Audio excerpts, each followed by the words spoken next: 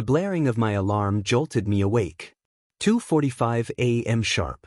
This ungodly hour had become routine. I'm getting married soon, and every extra hour of overtime mattered. 2 hours a day might not seem like much, but it adds up fast. I silenced the alarm and moved through my usual morning ritual, brushed my teeth, washed my hair, and slicked it back with gel. Everything felt ordinary until I stepped outside. That's when I saw it, the fog. Not the thin, fleeting mist you'd expect, but a dense, suffocating fog so thick I couldn't even see the edge of my backyard. It wasn't just fog, it was something out of Silent Hill. The dense fog made me uneasy, visibility was practically non-existent. Still, it was 3 a.m., and I convinced myself it would be fine. I stepped outside and walked to my car, its silhouette barely visible through the mist. Sliding into the driver's seat, I started the engine. That's when it hit me, a strange, gnawing sensation like I was being watched. I froze for a moment, scanning the yard and the surrounding haze. Nothing.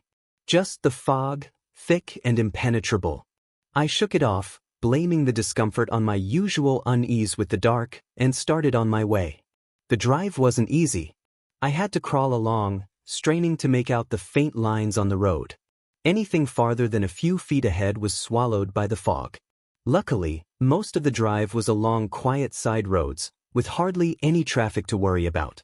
The Christmas lights and decorations lining the houses helped guide my way, like Rudolph leading a sleigh through the haze. But every so often, I'd catch something out of the corner of my eye, a flickering light, briefly obscured by a fleeting movement, as if something had darted across the road. Maybe a stray deer, I thought. They were common enough around here, but something about the way it moved didn't sit right with me. I gripped the wheel tighter and kept going, trying to push the thought aside. The static on the radio grew louder, suffocating the faint melody that had been my only solace. I fiddled with the dial, but nothing helped. The music faded completely, leaving only the crackling hiss. The fog seemed heavier now, pressing down on me like a weight, and I felt the ache in my leg from an old injury flare up, sharper and more persistent with every mile. That feeling, the one that I was being watched, kept creeping in, stronger than before. Every flicker of light in the distance felt like a signal, a warning that whatever was out there was closing in. The heater in my car must have died. No matter how high I cranked it, the chill seeped into the cabin, biting at my fingers and face. It was freezing, impossibly cold, and every breath I took felt thin and strained. I tried to rationalize it all, the cold, the static, the lights. I told myself it was just my mind playing tricks on me, that I was letting the fog and the darkness get to me. But deep down, I couldn't shake the feeling that it wasn't just paranoia. The fog seemed alive, mocking me, and every flicker of movement out there felt like laughter, silent and cruel. The static, the cold, the weight of the fog, it all felt like a message. It was coming for me, and there was no place I could run. Finally, as panic and claustrophobia began to take hold, I drove into a clear pocket of air where the fog suddenly disappeared. Living in a hilly area, I'd seen these pockets before, but never had they felt so welcoming. I stopped the car, but just before I opened the door, something slammed onto the roof of the car with a heavy, jarring thud. My breath caught in my throat as the noise echoed through the stillness. For a moment, I froze, gripping the steering wheel, heart pounding. A tree branch, I whispered to myself, though I knew there were no trees close enough to the road to hit the car. The difference in the air was startling. The pocket felt fresh, clean, free of the suffocating weight I'd been enduring. It wasn't as cold here, and for the first time in what felt like forever, I didn't feel trapped. Even the static on the radio had cleared, and music softly drifted from the speakers.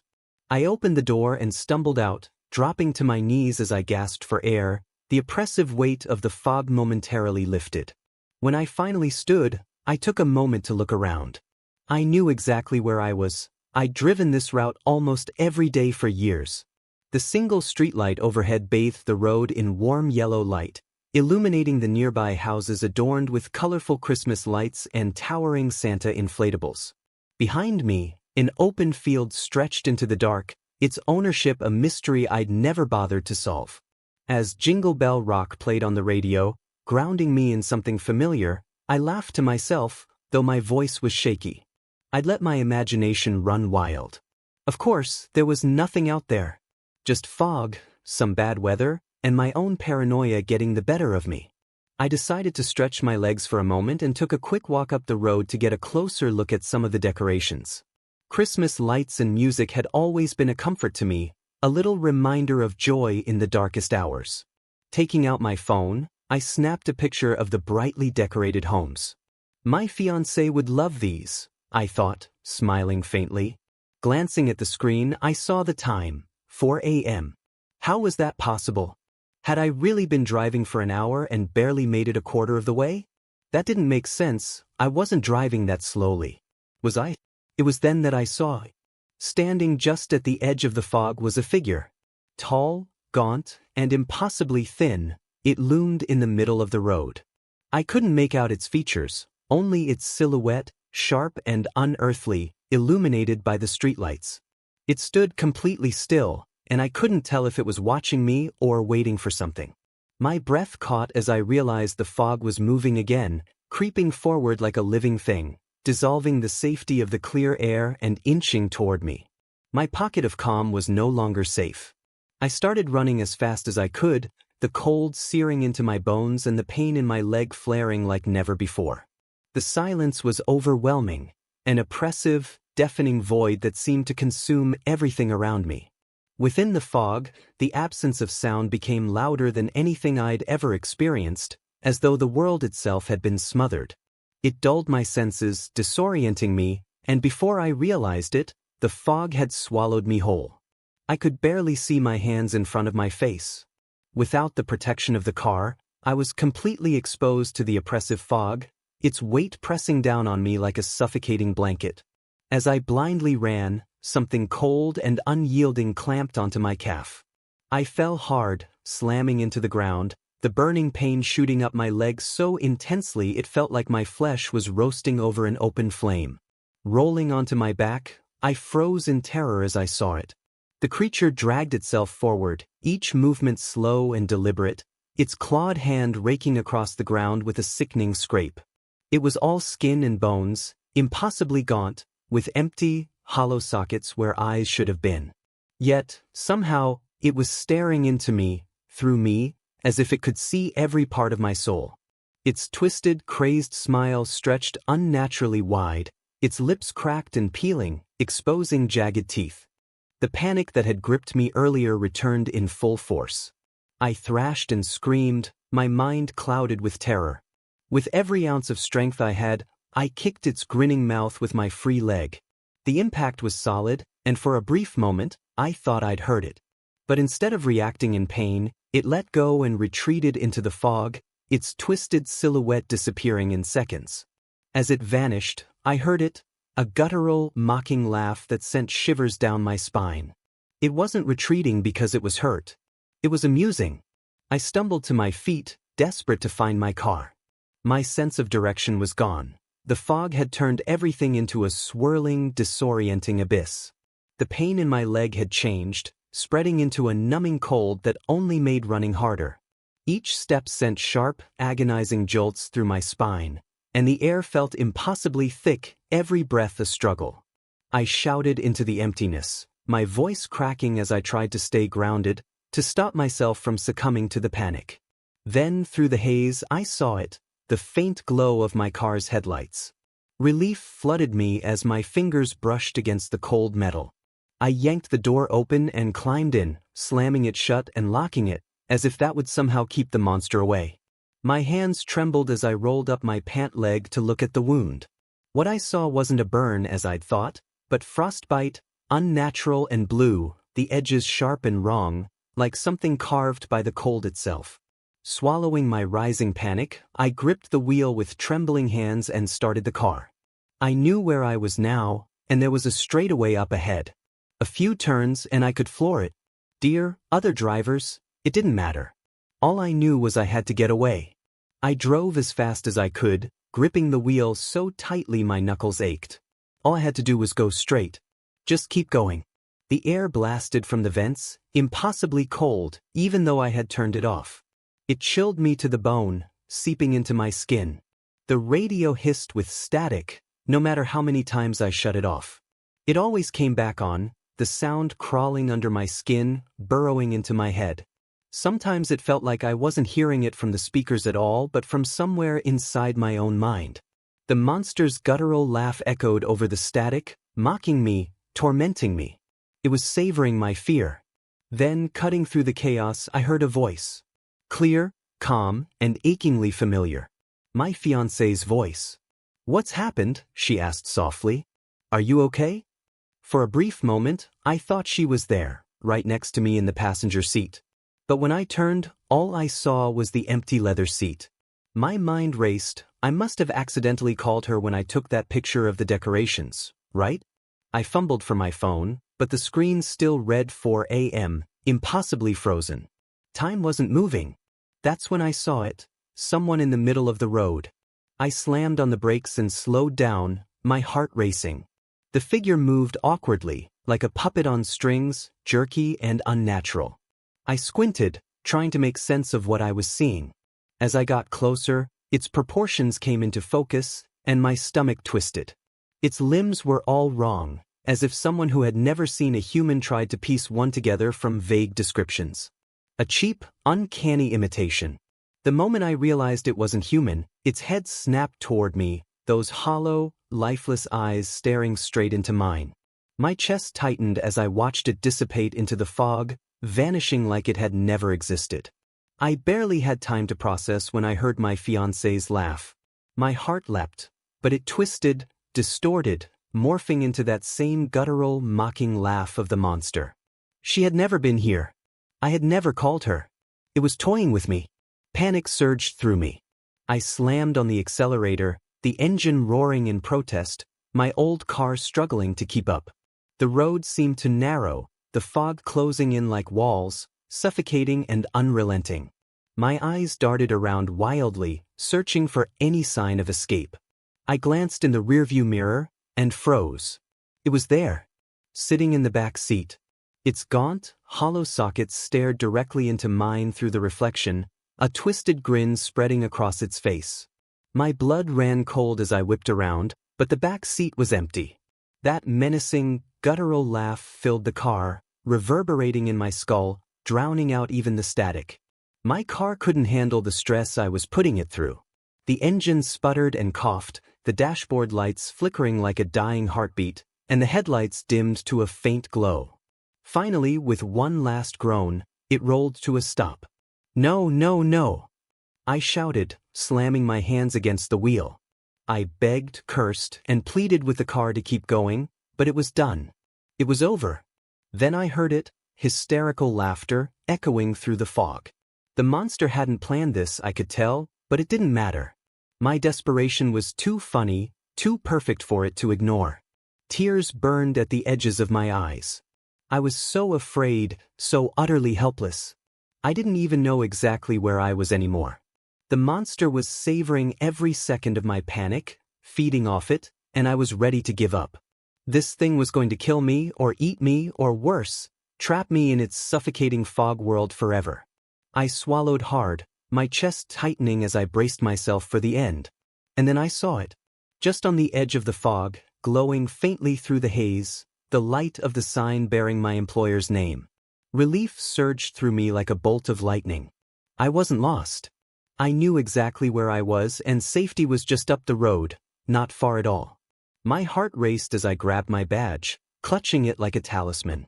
I tried to hype myself up for the mad dash to the building, but my confidence wavered. Even if my leg weren't throbbing with pain, I knew it was faster than me. Then I remembered the baseball bat in the back seat. I'd left it there after a game not too long ago. It wasn't much, but it was something. Grabbing it, I felt a small flicker of hope ignite in my chest. If I was going down, I wasn't going down quietly. I was going down swinging. I threw open the car door and ran as hard as my body would allow, clutching the baseball bat like it was the only thing tethering me to reality. My legs screamed in protest, my injured calf sending sharp bursts of pain up my spine with every step. I ran and ran, gasping for air, but no matter how far I pushed myself, it felt like I wasn't getting any closer. The sign and the building loomed at the edge of the fog, taunting me, always just out of reach. Behind me, the sound of laughter erupted again, louder this time, echoing through the fog. Then came the footsteps. A stampede of them, pounding the ground, so close it felt like they were right on my heels. I pushed harder, tears stinging my eyes as I gasped for breath. My chest felt like it might explode, but I didn't dare stop. I glanced over my shoulder and saw nothing. The footsteps stopped instantly, leaving me surrounded by the deafening silence all over again. My heart pounded against my ribs, each beat echoing in the void. Shadows darted at the corners of my vision, faster than I could track, and the laughter grew louder, more chaotic. It wasn't one laugh anymore. It was many, 10, maybe 20 voices, all laughing at once, overlapping in a grotesque, mocking symphony that made my skin crawl. Then, just like before, I saw it. Standing at the edge of the fog, its silhouette starkly illuminated by the glowing sign of my workplace behind it. It stood like a sentry, motionless, blocking my path. But now, with the light behind it, I realized just how massive it truly was, far taller than I'd imagined, its twisted, gaunt frame stretching impossibly high. The fog thickened around us as it took its first dreadful step forward. Each step was slow, deliberate, and with every movement, its mocking laughter grew louder, echoing off the walls of my mind. My hands tightened around the baseball bat, the wood slick with sweat. This was it. Now or never. Do or die. I stood my ground, trembling but resolute, as it approached. When it came close, I stared directly into its hollow, lifeless eyes. The laughter stopped abruptly, replaced by an eerie, unnatural silence. It tilted its head, examining me. It knew something was different this time. I wasn't like the others it had taken. I wouldn't go down as easily as I expected. It loomed over me, at least 2 heads taller, its skeletal frame grotesque in the dim light. 3 long claws extended from each hand, jagged and sharp as kitchen knives, the very claws that had left frostbite on my leg. My heart pounded, but I refused to back down. I steeled myself, gripping the bat tighter. If it wanted me, it would have to fight for me. I swung the bat with every ounce of strength I had, aiming for its head. The wood connected with a sickening crack. It grunted in pain, staggering back a step, clearly caught off guard. For the first time, I saw it falter. Just behind it, barely 100 feet away, I saw the door to the building, the final stretch to safety. Without hesitation, I bolted past the creature as it stumbled, its roar of rage splitting the air.